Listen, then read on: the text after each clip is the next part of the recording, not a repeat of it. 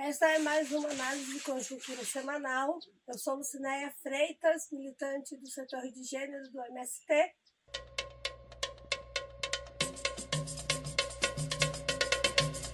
A gente vai falar sobre o projeto de lei 735, que foi votado pelo Congresso agora no dia 20 de julho e trata sobre o auxílio emergencial para os agricultores e agricultoras familiares.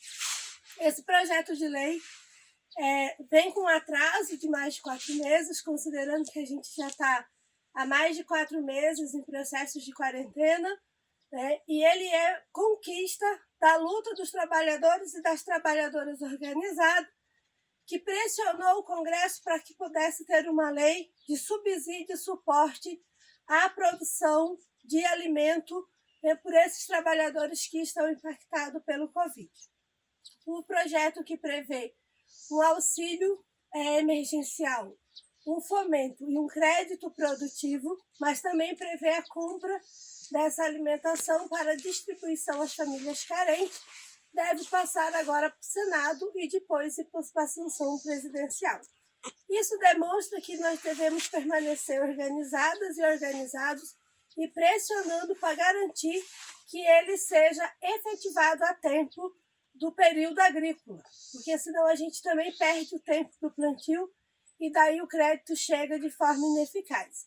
E garantir também que as nossas campanhas de solidariedade possam continuar se fortalecendo, onde a gente possa continuar tendo produção para poder distribuir na cidade para as famílias que estão em situação de necessidades, as famílias que estão desamparada neste tempo de pandemia. Dando seguimento à nossa análise de conjuntura semanal, neste segundo bloco a gente vai tratar sobre a Semana da Mulher Negra Latino-Americana e Caribenha. Lembrando que no primeiro bloco a gente falou sobre o projeto de apoio de auxílio emergencial à agricultura familiar, que foi votado no Congresso nesse dia 20, e que isso, inclusive, dialoga, né, com essa semana do Dia da Mulher Negra Latino-Americana e Caribenha, considerando que há um apoio aí para as comunidades quilombolas, né, que também produz na agricultura familiar para a alimentação da nossa sociedade.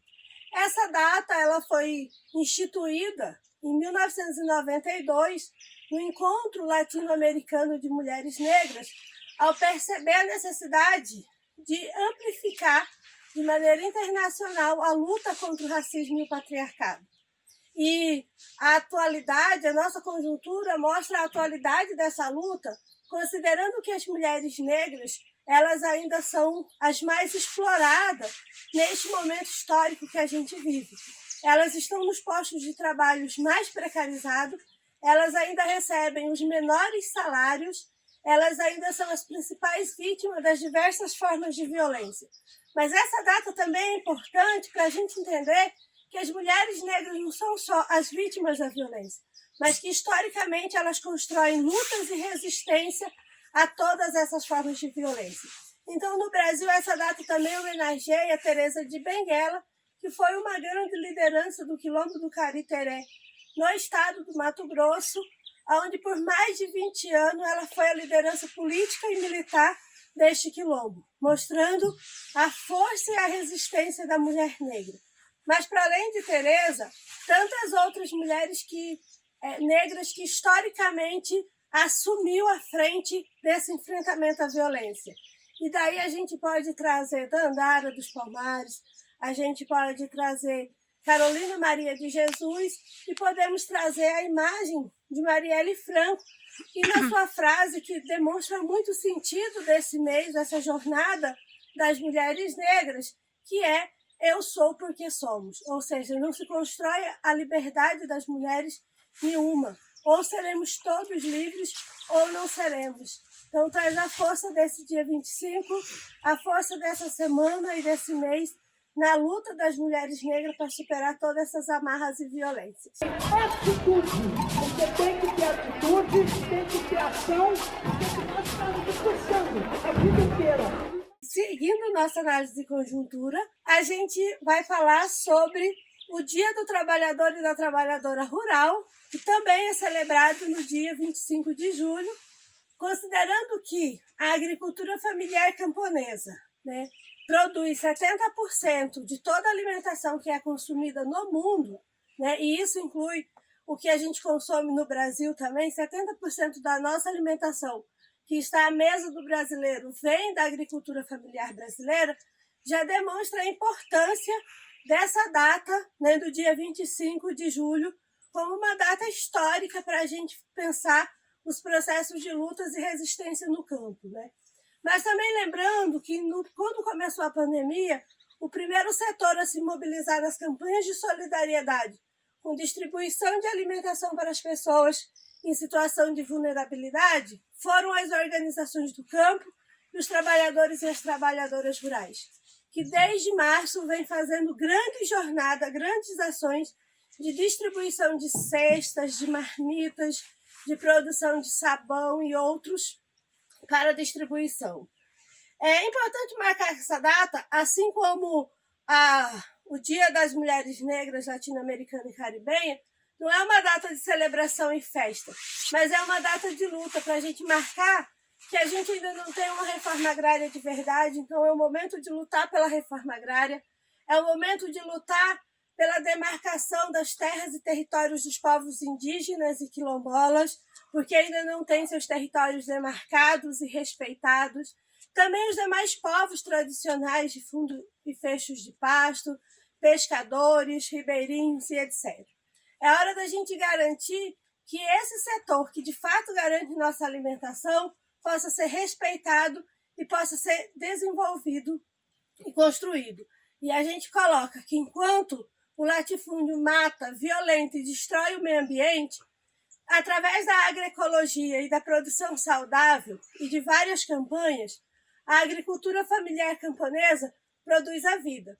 E nesse sentido, a juventude do MST está fazendo a Jornada Nacional de Plantio de Árvore e Produção de Alimento Saudável para o Brasil não passar fome, em defesa da natureza, dizendo que a gente não aceita passar a boiada do Salles e que a gente vai recuperar o meio ambiente e vai produzir alimentação para o Brasil não passar fome. Então, essa data marca também, para a gente pensar, a necessidade de nos seguir organizado na defesa da aprovação da PL 735 de 2020, que é a PL da agricultura familiar. A gente tem a honra de comemorar o centenário do grande intelectual brasileiro Florestan Fernandes, trazendo a importância do pensamento de Florestan Fernandes para a gente compreender a formação histórica do povo brasileiro a partir das contradições da gente ter um país que foi por mais de 300 anos escravistas. E como que isso impacta na nossa formação e no desenvolvimento que se constituiu a partir disso. Florestan foi um sujeito essencial para a gente perceber como que o Brasil pode enfrentar esse momento histórico que a gente tem vivido, da crise do capital. Mas Florestan também ele vai ajudar a gente a perceber as lutas pela emancipação da classe trabalhadora. Não como uma classe parada, acordada, como muita gente fala, o brasileiro é pacífico e por isso que se faz tudo. Florestan ajuda a gente a entender que a classe trabalhadora brasileira sempre esteve no enfrentamento direto a essas formas de opressão. E é por isso que estudar o seu pensamento hoje, a sua teoria, ajuda a gente também a construir rumos para a gente enfrentar esse momento histórico que nós temos vivenciado, né? A Escola Nacional Florestan Fernandes está com um processo grande em comemoração, tem uma live, pode acessá-la pelos canais, que está muito interessante, onde diversas organizações vão falar sobre a importância do pensamento do Florestan Fernandes nas suas lutas mais setoriais e nas suas lutas mais ampliadas, né? Florestan também ajuda a gente a perceber o impacto da divisão da classe trabalhadora em sexo e raça. E isso é muito importante hoje, quando a gente percebe que as mulheres e os negros são as pessoas mais afetadas por essa crise. E como que isso vai impactar se a gente não tiver esse olhar que a classe trabalhadora não é monolítica ela tem diferenças e essas diferenças precisam ser consideradas. Trazendo aqui o seu pensamento, não se deixar cooptar, não se deixar esmagar, lutar sempre. Como uma mensagem aí para a gente superar esse momento de crise que a gente tem vivenciado. E é importante a gente marcar que também a gente ainda vive a pandemia do Covid, né? Então o Brasil hoje já tem mais de 2 milhões de casos de pessoas contaminadas pelo Covid e a gente já ultrapassou ainda, né, nesse mês de julho, os 80 mil mortes. E como ainda falta um bocado de dia aí para a gente concluir o julho, talvez a gente alcance aí os 90 mil mortes. Isso demonstra um grande genocídio da população e uma falta de interesse dos setores responsáveis para implementar os processos efetivos de cuidado com essa população. E é importante a gente trazer aqui que a população que morre não é como se o Covid fosse democrático e afetasse a todos. Tem um setor que é as populações mais carentes, as pessoas pobres, que são as que mais morrem. Então, não é um genocídio aleatório, é um genocídio de uma população que já estava excluída dentro da crise econômica, que não é a crise do Covid. A crise que todo mundo quer jogar no Covid, na realidade, ela antecedia. O Brasil já vinha de um processo de alto desemprego, de corte dos direitos, corte do salário, etc. O Covid ele só implementou todo esse processo vivenciado. Então, é importante a gente entender que todo esse discurso de reabertura que os governos e os prefeitos vêm fazendo, ela tem muito mais interesse em contribuir com o capital do que, de fato, em achar que a gente já superou a pior crise do Covid. Os casos têm aumentado e é importante que a gente se cuide. Se for possível, fique em casa. Se não for possível, tiver que sair, que a gente possa ter todos os nossos cuidados, lavar a mão, usar máscara, usar álcool em gel para quem consegue, e que a gente se proteja. É o povo cuidando do povo.